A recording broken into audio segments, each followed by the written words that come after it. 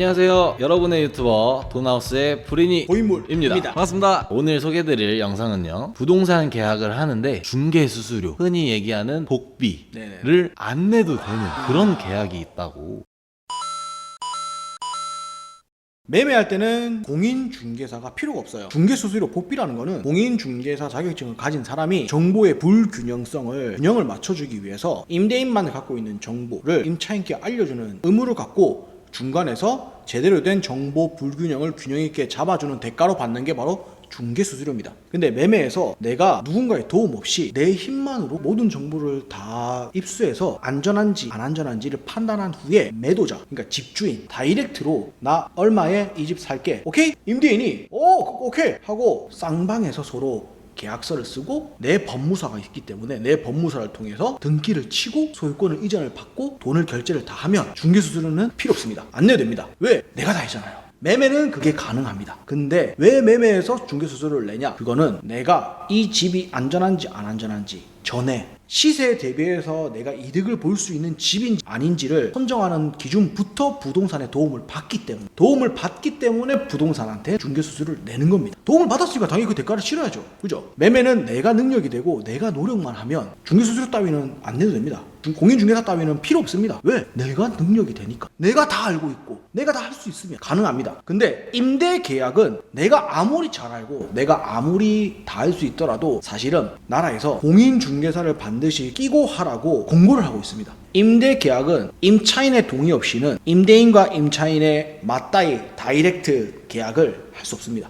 무조건 쌍방이 동의를 해야 됩니다. 근데 임차인 입장에서는 사실상 내가 그 집을 소유할 게 아니기 때문에 그 집에 대해서 모든 걸 알 필요가 없습니다. 내가 알아야 되는 거는 내가 지금 집주인한테 줘야 할 보증금이 안전한지 불안한지 그것만 알면 사실은 계약하는데 아무 문제 없습니다. 내가 살다가 그 집이 금이 가거나 누수가 생기거나 그러면 처음부터 안 들어가는 게 좋긴 하죠. 근데 그런 문제가 발생된다 하더라도 부동산 계약서만 정확하게 공인중개사가 중개한 계약이라면 그 공인중개사한테 말씀드려서 또는 임대인한테 다이렉트로 말씀하는데 그 증인을 공인중개사를 세워서 그거를 전부 다 할 수 있게끔 해달라고 요청할 수 있습니다. 그래서 공인중개사를 세우는 겁니다. 그러니까 매매 같은 경우에는 내가 이 집을 사면 그 집 산 사람은 그 물건을 6개월까지는 책임이 있어요. 그 물건에 하자가 있는 경우에. 근데 6개월이 지나고 나면 그 물건에 그 뒤로 생기는 하자에 대해서는 매도인은 아무 상관없는 사람이에요. 그냥 어차피 내가 책임질 거고 그게 뭐 공인중개사 끼어 있다고 해서 공인중개사가 뭐 1년 후에 책임지고 이런 것도 없습니다. 사실상 필요 없다고 하지만 임대계약서는 만약에 2년을 계약하고 또 2년을 계약 청구권을 써가지고 더 살 경우에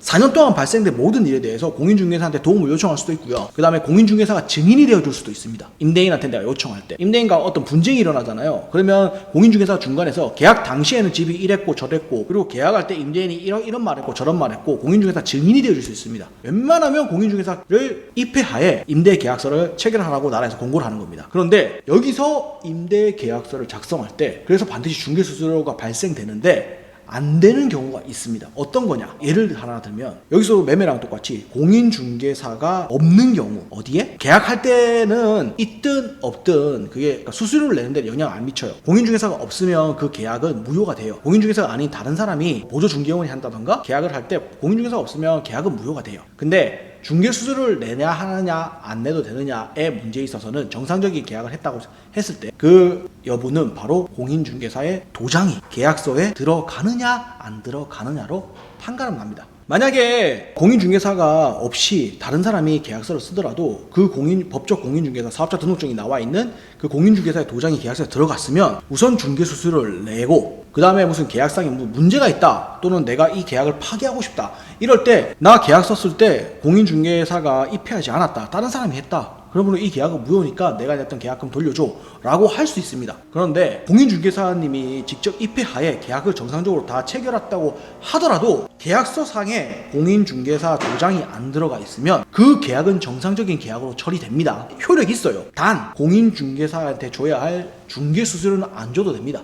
왜? 그 공인중개사가 도장을 안 찍은 데는 반드시 그만한 이유가 있습니다. 깜빡하고 안 찍으면 그 사실을 알면 바로 찍어줍니다. 근데 그 사실을 알고도 안 찍어준다면 그건 반드시 이유가 있습니다. 이유가 있기 때문에 도장을 안 찍어주는 경우는 주로 공제증서라고 하죠. 부동산 공인중개사 입회에 썼을 때 옛날엔 1억이었고 지금 2억까지 가능한 공제증서, 즉 계약상 문제가 발생됐을 때 공인중개사의 뭐 실수나 누락으로 인해서 발생됐을 때 공인중개사 협회에서 2억까지는 손배상해주겠다라고 하는 공제증서와 함께 받을 경우에는 도장이 대부분 찍힙니다. 근데 도장이 없이 그냥 작성되는 계약서에는 그런 공제증서를 발행 안 하시던가 또는 다른 부동산 관련한 그런 서류나 정보가 없는 경우가 많아요. 왜냐하면 그 계약하는 임대 계약을 하는 집에 어떤 하자가 있을 때 주로 이제 공인중개사 인장이 안 들어가거나 또는 사업장이 정상적인 사업장이 아닐 때, 정상적인 공인중개사 자격증이 있는 부동산이 아닐 때,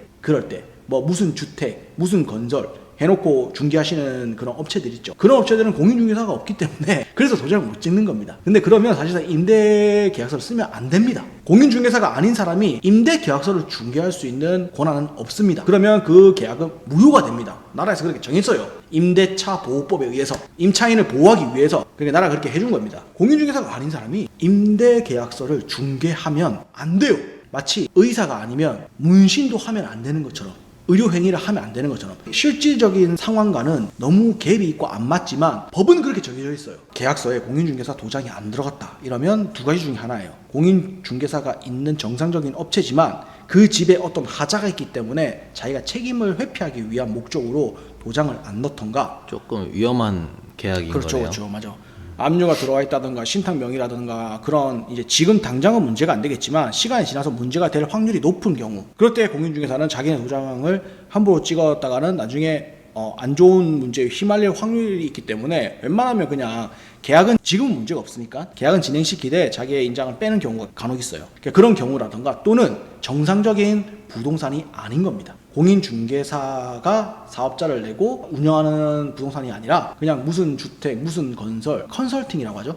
컨설팅이라 신축, 매매, 분양만 하던 사람들이 이제 그게 잘 안 되니까 임대까지 뭐 임대가 어려운 거 아니니까 실무는 그렇게 어렵지 않아요. 어려운 실무 아니니까 실무에서 직접 하는 거죠. 근데 이거는 불법입니다. 도장이 안 들어가면 이런 경우에는 공인중개사가 직접 그 계약을 해서 정상적인 계약이던 아니던 상관없이 중개수수료는 지급 안 하셔도 됩니다.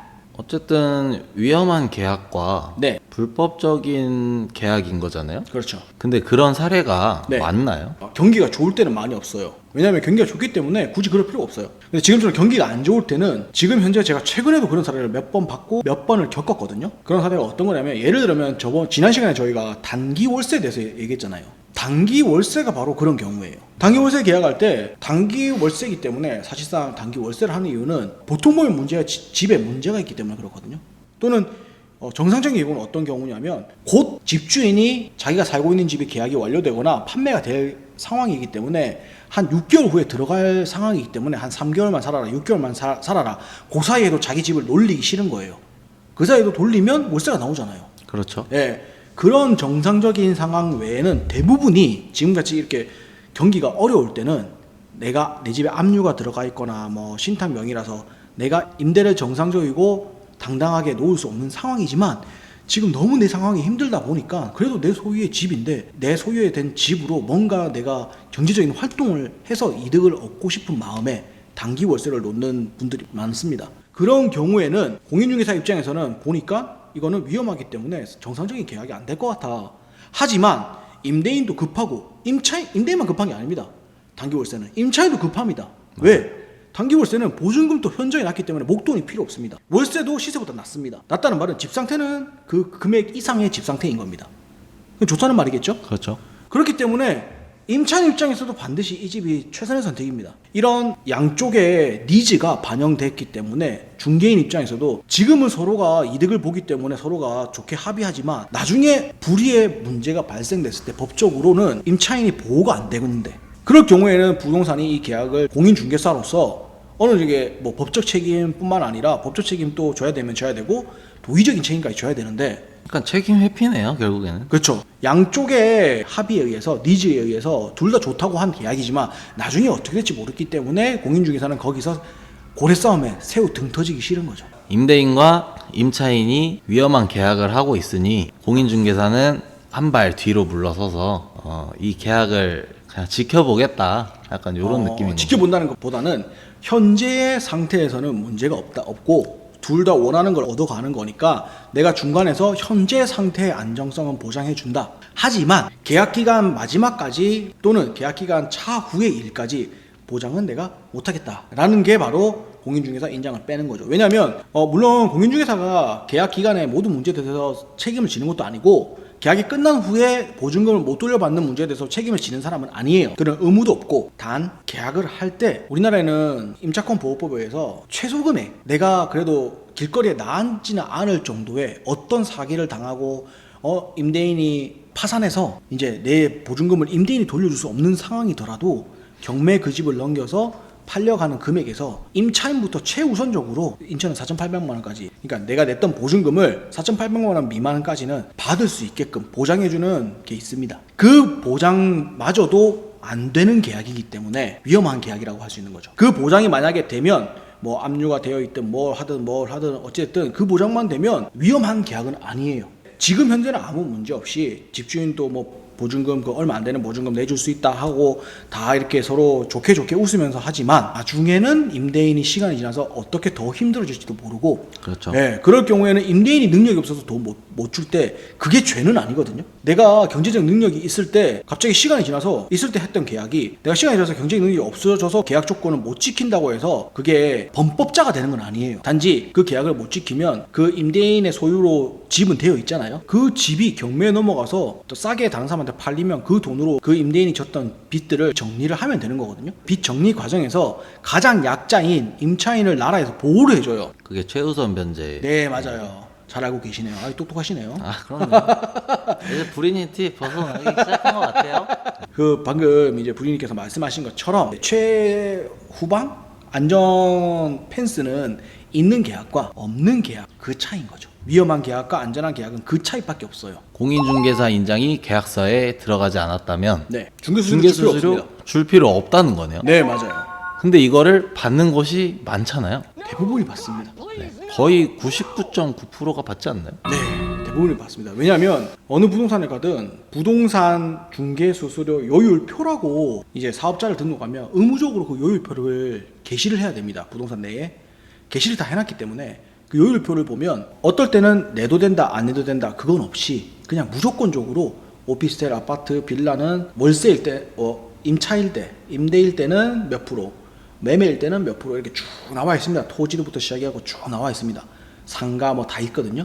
그 요율표만 보면 사실상 이건 무조건 내야 되는 것 같아요. 부동산에 와서 계약하면. 근데 그게 아닙니다. 부동산에 와서 계약하더라도 공인중개사가 자신이 이 계약을 앞으로 향후 5년 동안 정보를 보관하면서 이 계약에 어떤 문제가 발생해서 무슨 수사기관이라든지 다른 민간기관에서 또는 임차인, 임대인이 요청을 했을 때 그 정보를 제공할 수 있게끔 보관해야 될 의무가 있습니다. 5년 동안은. 그 의무사항을 하겠다고 하는 게 바로 이 도장 찍는 겁니다. 근데 이 도장이 안 찍혀 있으면 자신의 의무는 안 하기 때문에 그에 대한 수익도 없는 겁니다. 단 인간적이고 도의적으로 그 집을 일일이 가서 보여주고 그 노동에 대한 약간 소액 5만원에서 10만원 정도의 수고료만 주시면 됩니다. 그러면 임차인분이 할 일은 다 하신 겁니다. 근데 그 요율표대로 보통 부동산이 그 요율표의 최상위 요율까지 이빠이 채워가지고 중개수수료 달라고 하거든요. 0.3%, 0.4%면 사실 0.1%만 받아도 되고 0.2%만 받아도 되고 그런데 0.3이면 0.3까지 법적으로 나라에서 여기까지만 받아라 라고 상한선이 바로 0.3, 0.4, 0.5, 0.9까지 있습니다. 토지는 0.9거든요. 이게 정해진 게 아니라 최고 많이 받았을 때 너 여기까지 맞아. 더 받지 마. 더 받으면 불법이야. 라고 나라에서 정한 게 바로 그 요율인데 웬만한 대부분의 부동산들이 마치 관례처럼 요율 끝까지 이빠이 채워서 다 받습니다. 근데 만약에 도장도 안 들어가는데 그 금액을 다 끝까지 채워서 요구한다. 이건 조금 꼬름하다고 볼 수 있습니다. 그 부동산은 조금 양심이 금갔거나 너무 오랫동안 부동산을 해와갖고 당연하지 않은 걸 너무나 당연하게 생각하고 하고 있는 그런 사람이라고 보시면 됩니다. 저 같은 경우도 쌍방 계약을 가끔 하는데 임대인과 임차인의 쌍방 계약일 때 저는 중개수수료 자체를 저를 좀 힘들게 하신 손님 같은 경우에는 5만원에서 10만원 그 요구를 하고요. 저를 전혀 힘들지 않게 그냥 전화 오셔가지고 집 보고 싶은데요 이 집 이러면 네 이 집 몇 시까지 와서 오셔서 보시면 됩니다 해서 오셔서 보셨다가 그제서 바로 저 계약할게요 이 집 너무 마음에 들어요 해서 계약을 합니다. 이런 분이 쌍방 계약을 할 수밖에 없는 상황이다. 이러면 저는 수수료 1원 한 푼 안 받습니다. 실제로 그런 사례도 있고요. 도장을 안 찍고 그런 의무를 안 할 생각이라면 그만한 대가도 받으면 안 된다는 게 맞고 법적으로 그게 맞기 때문에 제가 이번 기회에 중개 수수료를 안 내도 되는 상황에 대해서 알려드리고자 말씀드린 겁니다. 네, 유익한 정보 감사합니다. 네. 이렇게 오늘도 영상을 마무리하고요. 저희 돈하우스를 끝까지 시청해주신 구독자 여러분 모두 부자 되시길 바랍니다. 부자 되세요. 오늘의 영상 관련해서 여러분의 생각 댓글로 남겨주시면 더욱 유익한 내용으로 다시 찾아오도록 하겠습니다. 감사합니다. 감사합니다.